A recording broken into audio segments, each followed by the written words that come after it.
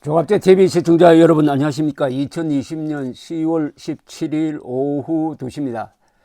미국 대통령 선거 결과는 우리나라에 큰 영향을 미치게 되어 있습니다. 특히 트럼프가 낙선하고 바이든이 당선될 경우에 민주당은 상원까지 차지해가지고 상원 하원 백악관을 싹쓸이할 가능성이 있고, 그렇게 되면은 대북 정책이 지금보다 많이 달라질 것입니다. 그 동시에 문재인 정권을 대하는 태도도 많이 달라질 것으로 보입니다.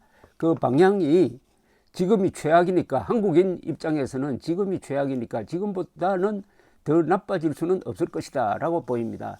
그리고 대중 전략도 많이 바뀔 것이라고 생각합니다. 트럼프에 대해서 가장 크게 오해하는 사람이 트럼프가 시진핑을 코너로 몰아서 통쾌하게 이기고 있다라는 환상입니다. 그것은 틀렸습니다. 트럼프가 코로나 사태를 잘못 관리하는 바람에 지금 미국의 경제는 원래 마이너스 10% GDP 기준입니다. 마이너스 10%로 감축될 가능성이 있고, 중국은 플러스 한 3% 성장합니다. 오히려 격차를 좁히게 되어 있습니다. 트럼프 측의 독불 장군, 아메리카 퍼스트가 아니라 트럼프 퍼스트 전략으로 동맹국을 무시하고 나토에서 탈퇴하겠다고 하고 주한미군 철수하겠다고 하는 이런 단독 플레이로는 엄청 커지고 있는 중국을 제대로 견제하기가 힘들고, 다시 동맹국 전략으로 돌아가서 냉전시대 때 승리한 그 원리를 가지고 중국을 광범위하게 포위하고 압박하여 중국 내부에서 큰 변화가 일어나도록 하는 전략으로 돌아갈 수밖에 없다고 생각합니다.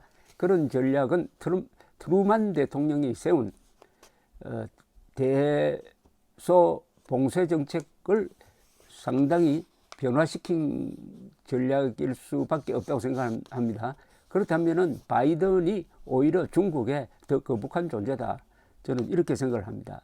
자, 어제 있었던 트럼프와 바이든의 타운홀 미팅 대결, 그러니까 서로 토론을 하지 않고 각자 토론을 하는, 이렇게 서로 좌담식 토론을 했는데, 좌담이라기보다는 문답, 그 모인 소수의 사람들을 모아놓고 서로 질문 받고 답변하는 이 타운홀 미팅 결과가 나왔습니다.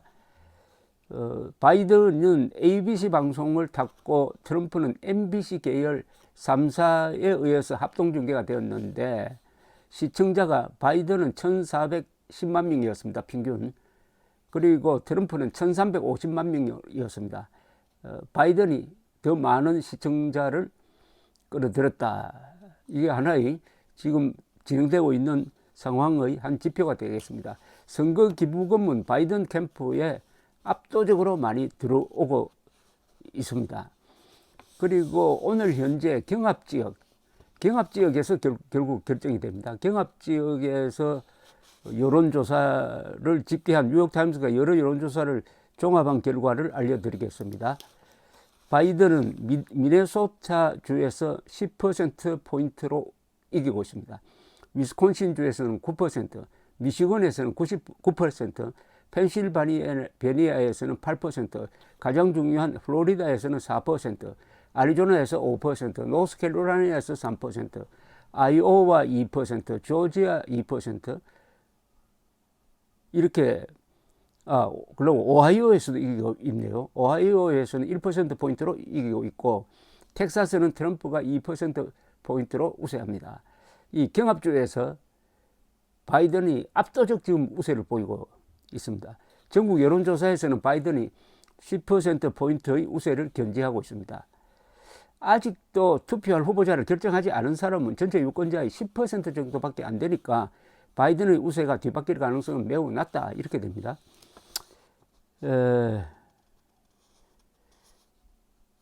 트럼프는 어제 조지아주에서 선거 유세를 하면서 이런 말까지 했습니다. 내가 진다는 걸 상상이나 할 수 있습니까? 기분이 나쁩니다. 그렇게 되면 이 나라를 떠나야 할지도 모릅니다.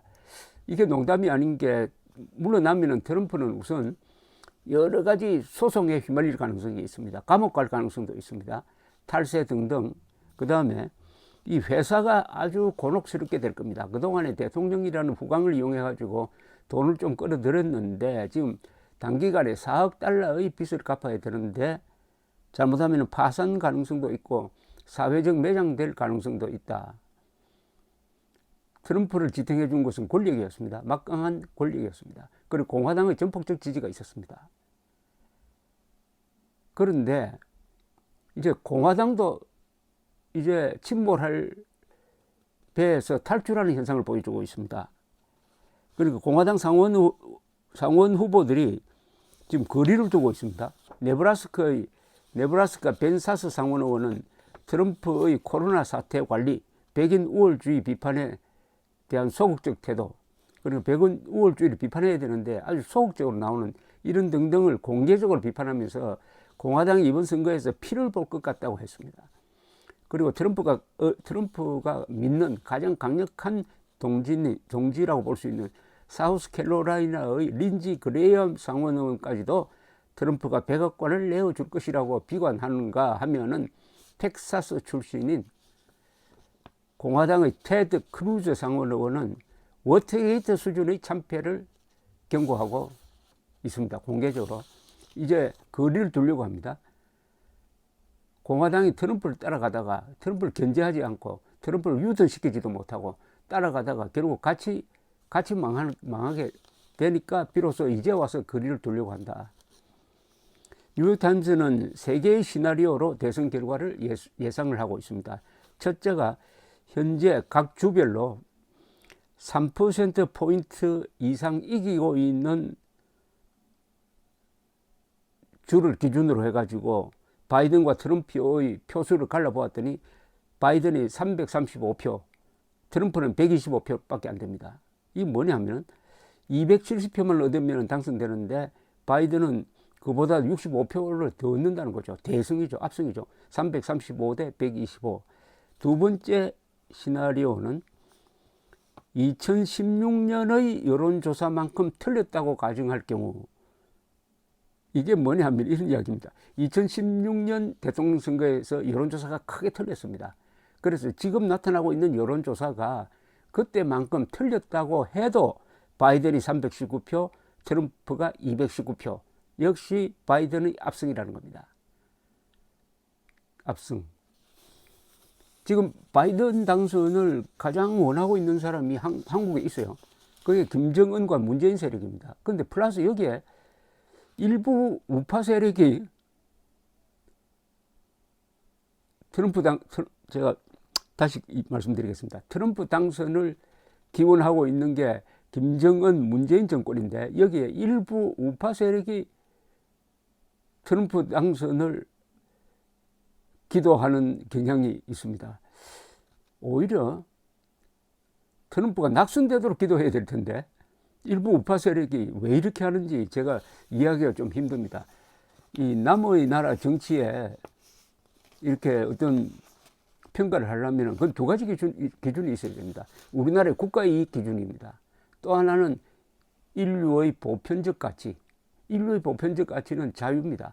자유를 확대해야 되는데 트럼프는 자유를 확대하고 있습니까? 트럼프는 세계의 피압박 사람들에게 실망만 던져주고 있습니다. 이 독재자를 좋아하거든요. 김정은, 푸틴, 그리고 에르도안 같은 사람을 좋아합니다. 그 다음에 또 하나의 기준이 있어야 됩니다. 역시 국가이익 기준입니다. 대한민국 국가이익은 뭡니까? 자유를 지키고 그 다음에 북한 핵을 없애고 북한 인권 문제를 제기를 해가지고 북한 동포들을 도와주는 것. 이게 우리의 국가이익입니다. 이 국가이익을 기준으로 하면 트럼프는 우리의 국가이익을 해쳤습니다. 도저히 용서할 수 없는 게 한미 동맹의 핵심인 한미 군사훈련을 중단시키고 말았습니다. 그런데도 왜 트럼프의 당선을 김정은, 문재인과 함께 기도합니까? 감사합니다.